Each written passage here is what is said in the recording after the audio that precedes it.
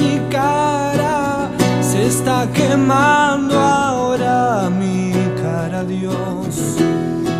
Una explosión y los colchones se prenden fuego y nos quemamos vivos.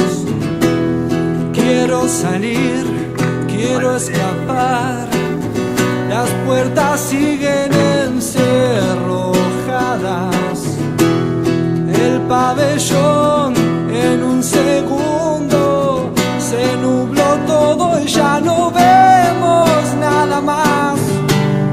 Pruebo trepar hasta un ventanal, buscando el aire y me balean fiero. Viejita amor, hijas y amigas, buscan noticias en la puerta y fuera. Tiempo después escucho aún el ruido loco de los paloteros. Buscan así baldosas flojas donde escondemos tesoro y miserias. Pobrecito, pobre cebolla, no pudo más, se degolló por miedo. Nadie es capaz, no pueden borrar mis recuerdos. Nadie es capaz de matarte mi alma.